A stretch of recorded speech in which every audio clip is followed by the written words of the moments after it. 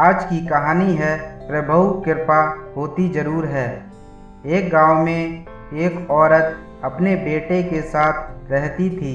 वह भगवान श्री कृष्ण की बहुत बड़ी भक्त थी।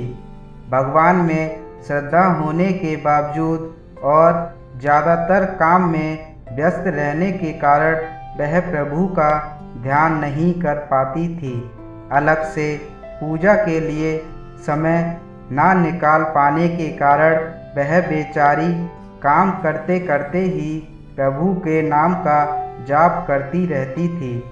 एक दिन वह औरत रोटी बनाते बनाते ओम नमो भगवते वासुदेवाय नमः मंत्र का जाप कर रही थी।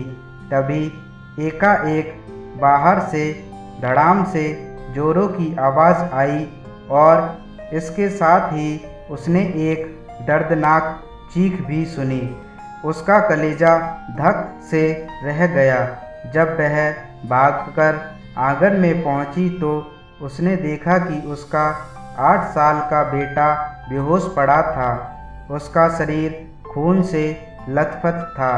यह देखकर उसका मन हुआ कि वह दहाड़ मारकर रोए, परंतु उस समय घर में उसके अलावा और कोई नहीं था। वह रोकर भी किसे बुलाती और उसे अब अपने बेटे को भी तो संभालना था।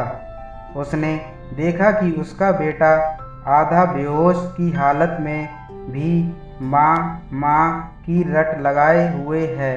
उसके अंदर की ममता ने आँखों से निकलकर अपनी मौजूदगी का एहसास करवा ही दिया।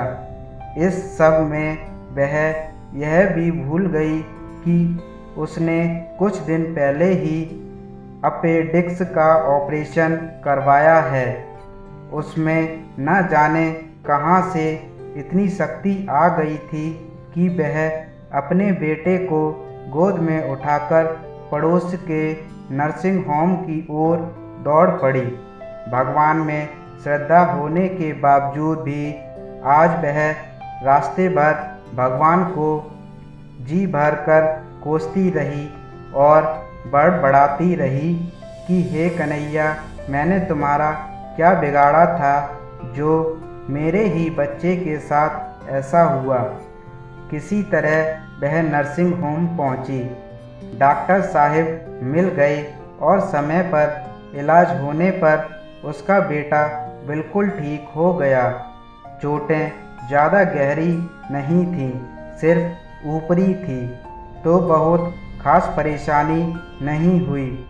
रात को घर पर जब सब टीवी देख रहे थे, लेकिन तब भी उस औरत का मन बेचैन था। वह भगवान से वृत्ति होने लगी थी। एक माँ की ममता प्रभु की भक्ति को चुनौती दे रही थी। उसके दिमाग में दिन की सारी घटना चलचित्र की तरह चलने लगी। वह सोच रही थी कि कैसे उसका बेटा आंगन में गिरा। तभी एकाएक उसकी आत्मा यह सोचकर सिहर उठी थी कि उसने कल ही तो पुराने चापाकल का पाइप का टुकड़ा आंगन से हटवाया है, जो ठीक उसी जगह था जहां आज उसका बेटा गिर पड़ा था। अगर कल मिस्त्री ना आया होता तो न जाने क्या होता। अब उसका हाथ अपने पेट की तरफ गया, जहां ऑपरेशन के टाँके अभी हरे ही थे। उसे बहुत आश्चर्य हुआ कि उसने कैसे 20-22 किलो के अपने बेटे को उठाया और कैसे वह आधा किलोमीटर तक उसको उठाकर दौड़ती चली गई। उस समय वह उसे फूल सा हल्का लग रहा था। वैसे तो वो कपड़ों की एक बाल्टी तक छत पर नहीं ले जा पाती थी। तभी उसे ख्याल आया कि डॉक्टर साहब तो नर्सिंग होम में 2 बजे तक ही रहते हैं और जब वह पहुंची तो 3:30 बज रहे थे। उसके जाते ही तुरंत उसके बेटे का इलाज हुआ।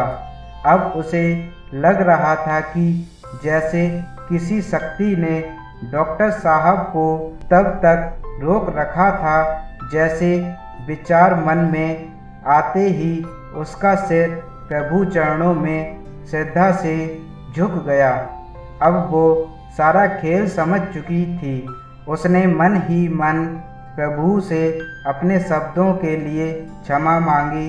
तभी उसका ध्यान टीवी पर गया।